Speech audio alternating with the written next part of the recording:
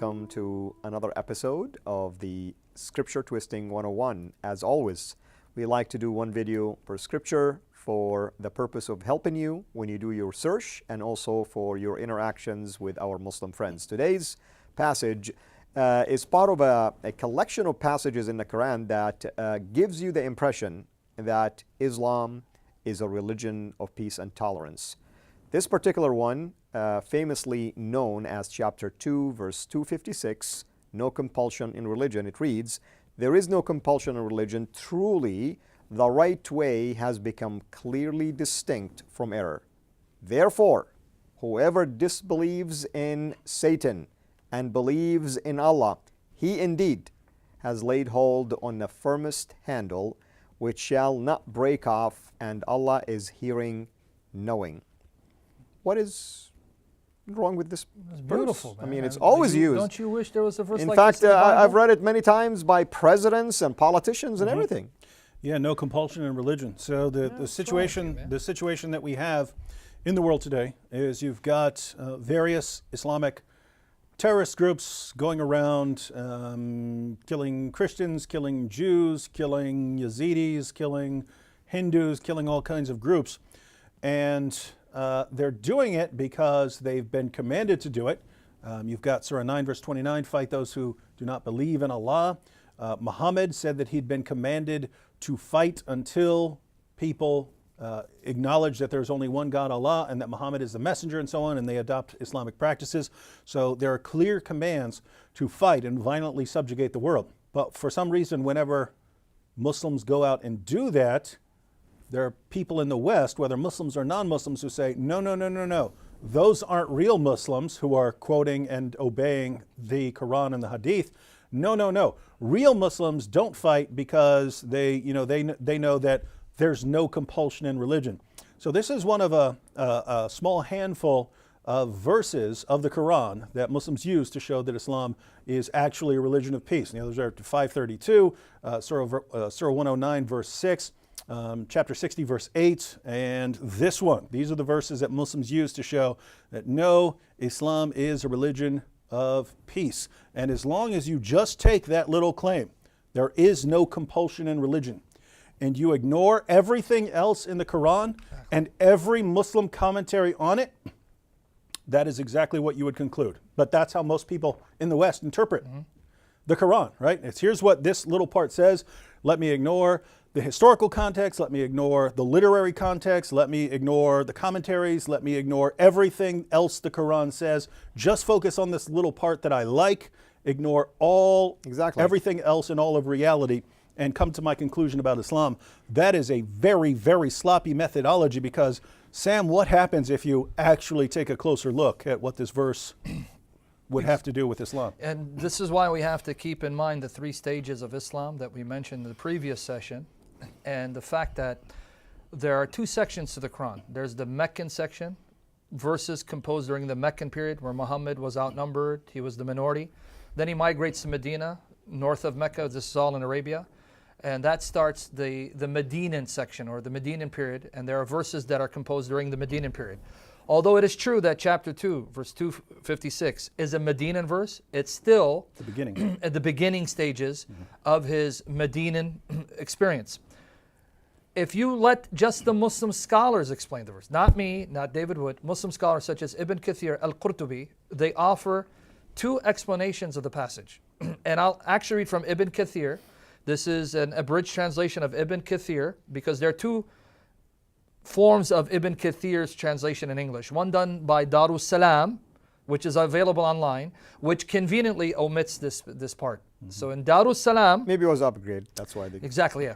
But I want to make it clear, because in the past when I've cited this particular English version, and it's in the Arabic, and you have the Arabic Ibn Kathir in front of you, and right here, you're going to confirm that this is in the Arabic of Ibn Kathir. That's right. Though the Darus Salam edition conveniently omits it, this particular version is translated by Sheikh Muhammad Nasib Al-Rafai, Al-Firdaus Limited. This is the publishing company. Al-Firdaus Limited, 1999 edition. It's part 3, pages 37, 38, which you can access online on our websites, answeringislam.net. Let me read it. Ibn Kathir, not me, not you, not some Yahudi. Because behind every conspiracy, there's a Jew. Don't forget. The reason for the revelation of this verse was that women of the Ansar used to make a vow to convert their sons to Judaism if the latter lived. And when the tribe of Banu Nadir was expelled from Medina, some children of the Ansar were among them. So their parents could not abandon them. Hence Allah revealed, there is no compulsion in religion. Narrated by Ibn Jarir, on the authority of Ibn Abbas, Abu Dawood and Nasai. On the authority of Bandar, Abu Hatim and Ibn Hibban from the hadith of, man, these are so many names, Mujahid and others. However, Muhammad ibn Ishaq narrated that Ibn Abbas said it was revealed with regard to a man from the tribe of Bani Salim ibn Auf called Al-Husayni, whose two sons converted to Christianity, but he was himself a Muslim. Now watch. He told the Prophet, shall I force them to embrace Islam? They insist on Christianity. Hence, Allah revealed this verse. So let me put this in context. Chapter 2, verse 256, and Qurtubi also confirms this, another renowned Muslim commentator. 2 verse 256 is not addressed to the non-Jews, non-Christians, because as we're about to see, chapter 9 verse 29 allows Jews and Christians to remain Jews and Christians provided they pay the jizya, which I would call extortion money, so that you can survive. So if you're a Jew, you're a Christian, no compulsion on you. You can remain a Jew or a Christian provided you pay jizya. That's one interpretation. The other interpretation is, though this was given generally, you don't compel anyone, whether Jew or Christian or idolater, to convert to Islam. It has been abrogated. Here goes, Ibn Kathir. But this verse is abrogated by the verse of fighting. And what does he quote? You shall be called to fight against the people given to great warfare. Then you shall fight them, or they shall surrender. This is chapter 48, verse 16. And the other verse that abrogated is, Allah also says, O Prophet, strive hard against the disbelievers and hypocrites and be harsh against them. Chapter 9, verse 73. And then he goes on to say, therefore all people of the world shall be called to Islam. If any one of them refuses to do so or refuses to pay the jizya, they should be fought till they are killed. So Ibn Kathir says that this applies to Jews and Christians who are not forced to convert, provided they pay jizya. But then he says that another view basically says it's been abrogated by verses such as chapter 9, verse 73, because Muslims must call everyone to Islam.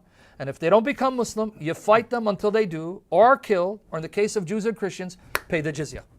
That's right. It's right here in the Arabic. You read it all as you read in English, translation of what I have in front of me. And it's very clear. I mean, in fact, it says that this is abrogated already, and then it gives these different choices. Right. And then it closes by stating that it's a duty, basically, to invite everyone in all nations to accept Islam. If they refuse, then here's the conditions of what happens. And Ibn Kathir is not the only one, by the way. So say, well, you're quoting Ibn Kathir. Who's Ibn Kathir? Just so happens to be one of the greatest Muslim commentators of the Quran, a student of Ibn Taymiyyah. But we'll go with Qurtubi. That's right. I'm going to just quote, because it's a lengthy citation, I'll just quote the two interpretations given by various Muslim scholars. Scholars disagree, this is Al-Qurtubi, and hold various positions regarding the legal status and meaning of this ayat, this verse. It is said that it is abrogated because the Prophet forced the Arabs to adopt the deen of Islam and fought them and was only pleased with Islam for them. Sulaiman Ibn Musa took the view saying, and he quotes the same verse that Ibn Kathir quotes, chapter 9, verse 73. It is abrogated by, O Prophet, do jihad against the unbelievers and the hypocrites, chapter 9, verse 73. That is related from Ibn Masud and many commentators. Now, wait. Is this the same Ibn Masud that Muhammad said, if you want to learn the Quran from anyone, learn it from him? Yes. Wow. And here's the interesting part. You know, you have Qurtubi. Basically, he is in the 12th century, almost 600 plus years after the time Muhammad. You have Ibn Kathir in the 13th century, almost 700 years plus after time Muhammad. They're affirming the cancellation of this, and the call basically to wage war against those who reject Islam. Exactly. Now, the second one is interesting, because if you're not a Jew or Christian, you're out of luck, buddy. This passage has nothing to do with you. We're not Jew or Christians, are we? No, we're not. But it says, it is not abrogated, one view says. Why? And was sent down about the people of the book. In particular, it means they are not forced to adopt Islam when they pay jizya. Those who are forced are the idolaters. Only Islam is accepted from them, and they are the ones about whom O prophet, do jihad against unbelievers and the hypocrites. Chapter 9, verse 73 was revealed. So either interpretation, Muslims, you got problems. If we go with the view... We got problems too. We're not paying the jizya, so... Oh, yeah. Same thing. Yeah, that's the thing. But the whole point is, if you go with this is only about Jews and Christians, then you cannot use this passage to say that Muslims are not commanded to fight and kill Hindus or anyone who worships gods and goddesses, like pagans, right? Like witches or whatever, you name it. But if you go with the other view, it's been abrogated. Either way, damn if you do, damn if you don't. In other words, this passage does not give solace to any Muslim who wants to argue the Quran is peaceful. It doesn't impose itself on any group. If you don't attack Muslims, we don't attack you. Hogwash. This passage provides no such support for that view. Why do you have to be a hater like that? I have to be. What are you going to do? Are you telling me there is compulsion actually in religion? You better believe it.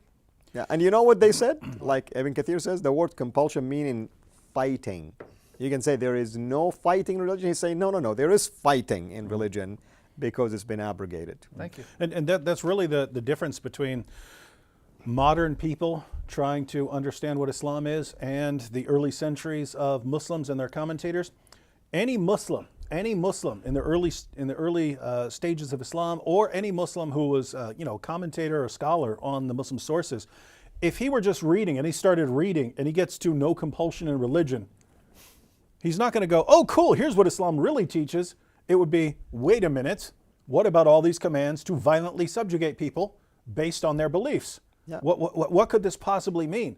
So their goal would be to reconcile it. And you would it's pretty easy to reconcile when you have the doctrine of abrogation. Those who didn't want to say that that's been abrogated, easy, you would just say, okay, this only applies to Jews and Christians if they're paying the jizya. Because according to the Quran, if Jews and Christians are paying the jizya and they acknowledge their inferior status and they are in a state of utter humiliation, and they're paying you to acknowledge the superiority of the Muslim community, they don't have to convert. So you say, okay, that's how it ties together. It's just a very modern method of interpretation to say, oh, here's a verse that sounds really peaceful if I throw everything else out and ignore every commentary ever. Because Sam pointed out, you basically have only a couple of main interpretations in Qurtubi, but Qurtubi goes scholar by scholar, and they have some variations on those basic theories. But he goes, basically every view of this verse down to his own time, no one thought that it means what modern Muslims say it means. No one thought that it meant that. And so if that is what it means, wow, once again, we are stuck with the claim that Allah must be a horrible communicator, because 14 centuries of Muslims went by who did not understand that this verse is calling for peace and tolerance, and it's somehow canceling later verses that called for the violent subjugation of the world. 14 centuries of Muslims didn't know that, and only modern 21st century American Muslims are understand the Quran finally. And didn't Abu Bakr al-Baghdadi have a PhD in Islamic studies? Oh, no, but he didn't know what he talking about. And didn't ISIS apply the very teachings of jihad against? Yeah. But see, they didn't go down the street to your nice Muslim friend who's never read the entire Quran and has gotten all his information about Islam from what he hears, U.S. politicians and journalists say. It's a miracle. Shibr Ali or Hamza Yusuf, what's wrong with you? Yep. And by the way, just real quickly on one point, even if we take the view it's about Jews and Christians, that means those who are not Jews and Christians, Muslims have no choice but to kill them if they don't become Muslims. So that means if you're a Hindu, tough luck. You better become Muslim, because you're not given the choice of paying jizya. So no matter how you look at it, this is a passage that does not prohibit the violent subjugation of unbelievers. Jews and Christians get a break if they pay the jizya, but if not, they'll be killed too, and their women will be taken as booty, and the children will be enslaved. But if you're a non-Jew, non-Christian, sorry. Yeah. If it's not Islam, you go and meet your maker. You're going to have to be killed. Here is the amazing thing, another miracle that we just discovered. It's amazing how Al-Qaeda, ISIS, Boko Haram, Al-Shabaab, all of them recruit bad Muslims that do not understand that jihad is not really mandated for them. Yeah, it's shame on those who taught these kids. All of these Muslims who are willing to lay down their life for Islam, they all get it wrong. The westernized Muslims who don't care at all about Islam, they're the ones who really understand it. Are you telling me no 72 Houris waiting for them? My friend, they needed Shibr Ali, Jamal Badawi, and Hamza Yusuf to set them straight. Yeah, I hear you. Well, you've heard it all. Until we meet again, have a blessed day. Thanks for watching. Make sure to like and subscribe. Also, hit the bell so that you don't miss future videos. And please consider becoming a patron at patreon.com/Sira International. And together we can introduce Muslims to the gospel of Jesus Christ. Thank you.